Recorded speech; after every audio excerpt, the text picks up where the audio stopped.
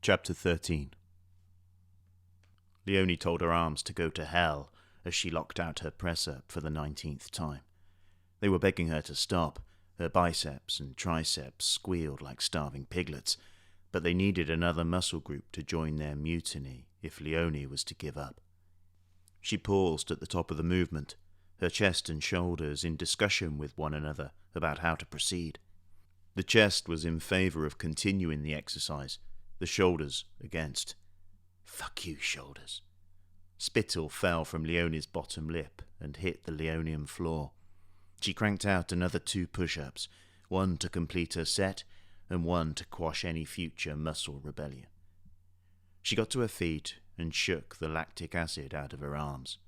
The clock on the oven read 6:27 a.m. Leonie purposely did her bodyweight work in the kitchen so Hannah wouldn't hear her swear. She poured herself a long glass of water and went through into the small lounge of the 2-bed flat.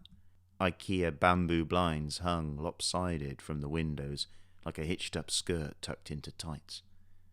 Leonie parted the slats and looked out on a grey dawn.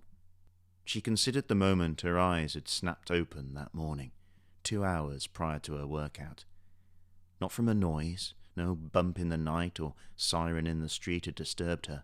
Just out of nowhere, bang, consciousness had come crashing in like some drunken lover. She had laid there for a second in the dark, her brain revelling in the innocence of her wake-up moment.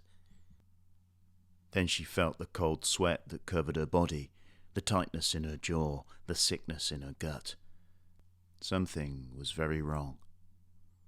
She had flung back the bed covers, but they tangled round her feet, so she kicked and swore and didn't reach for the light, just opened her door and ran the 2 steps to Hannah's door, that was open anyway because she was scared last night, and burst in and, "Mum?" Leonie could see her, curled up in her bed, a tangle of auburn hair hiding her pillow. Save for her daughter, the box room was empty. Leonie had an urge to check behind the door, but managed to resist it. She didn't want to scare Hannah any more than she already was. "Sorry, love. Is everything okay? Are we okay?" Leonie noticed Hannah didn't sound drowsy. She'd been awake. "Yes, of course, darling. Sorry. You go back to sleep." "Are you sure?" "Positive. Shall I close your door?" "Leave it open." Leonie had walked the cold laminate back to her room and sat on the side of her bed, shivering. She reached once more for her phone and tried to call Michael. It was 4 a.m, but she didn't care. No answer. Again. She jammed the heels of her palms in her eyes and didn't scream. Now, at 6:30 a.m, Leonie could just about live with the fear. 4 in the morning had its own particular brand of dread, and she was glad to be out of it for another day. Light crept into the world, bringing with it its own special type of unease. She sipped her water and felt the terror give way to anxiety. Since yesterday at the school gates, since the man's white teeth and gold neck, since the phone had come up, full in her face, in her daughter's face. Since that moment, all she had wanted to do was kill, to maim, to tear out the man's heart and squeeze it till it popped, feel the valves turn inside out between her fingers as gore poured down her wrist, running off the point of her elbow like summer rain. Instead, she had rung the police, who turned up 4 hours later, saying there wasn't much they could do because taking a picture of someone in the street is not illegal. But if you were to see the man again, do please give your local station a call. Please don't call 999. Michael. Fucking Michael. Leonie needed to sell her anger off someplace, and her ex-husband was always looking to buy. She clawed at the back of her head, scrunching rivets into her brown bob with her nails. It wasn't that he was a terrible person, or an evil man, or an abusive father. He was just fucking useless. She couldn't help but think it. Michael was a shell, a husk, a dull Tuesday in February. His humanity, his soul or whatever, it had departed a decade ago, hung up the spare key and walked. What had stayed behind didn't understand what to do or how to be. It just knew things like 9-dart checkouts and who were the non-runners in the fifth, the percentage chance of an ace turning up on the river, the over-under for a basketball game 6,000 miles away. Maybe he was always like this. Maybe he never had a soul in the first place. Nowadays, when she had this all too frequent conversation with herself, she'd often switch her anger over from him to her, to self-blame. As kids growing up, when they fooled around, when she said yes at 19, she should have seen it. Should have seen through the success and the money and the utter adoration from grown men. Seen through the thrill of seeing herself in magazines and newspapers. Seen through Michael's kindness, his humour, his generosity, his happiness. Should have seen through the absolute love she felt for him. Leonie took her nails out from her scalp and took a deep breath. Hannah padded in, still wearing her pyjamas. She looked 12, going on 2. Leonie managed to smile. "Breakfast?" "Yeah." Leonie beat the eggs. She felt like crap. She watched the yolks puncture and bleed into the whites, the noise of the fork tips in the bowl, like nails down a blackboard. As the mixture set in the pan, another wave of dread came for her. A white-hot heat that originated from the base of her spine and spread upwards to burn the hairs on her neck. Tomato ketchup. Leonie hadn't picked any up on the last shop. No, please, Lord. Trying not to rush, as that would be unmotherly, she checked the condiment cupboard. Warm panic creeping round to her chest as she reached her arm all the way to the back, scrabbling the out-of-date mustards to one side with her fingers, hoping and praying to strike red sauce. Her nails hit the back wall with a thud, deadened by gravy granules. "Shit!" "What?" "Oh, nothing, love." Hannah did not eat eggs without ketchup. Completely irrational guilt swept through the kitchen. On any other morning she'd have told her daughter to get on with it, but with yesterday at the school gates and her sleeping with her bedroom door open for the first time in God knows how long, Leonie wanted things to feel normal, even if they weren't. "Mum?" "Yeah? I think they're burning." "Bollocks!" Leonie grabbed the pan seconds before they stuck fast. She got the fish slice under and... "Hold on, the fridge. Check the fridge, woman." Milk rattled orange juice as she yanked the door open. Nothing. No, wait. There was something. Leonie stood on tiptoes. The top shelf, next to the unopened kimchi picked up on a foolish expedition down the world food aisle. She saw red. Tomato puree. Genius. She finished cooking the scrambled eggs that had burnt themselves into an omelette, and using her back to shield the crime, she squeezed out a generous blob of the grainy paste onto both their plates. Leonie breathed, gathered herself, and served. Crisis averted. No way would Hannah notice. "What's wrong with this ketchup, Mum?" What do you mean?" Leonie thought it would look good if she frowned, so she frowned. She dipped a forkful of egg in the puree, popped it into her mouth and chewed. Somehow she swallowed. "Yeah, mine's fine." It tasted fucking dreadful. Hannah looked at her mother like she was nuts. Maybe she was, but she was not a bad mother.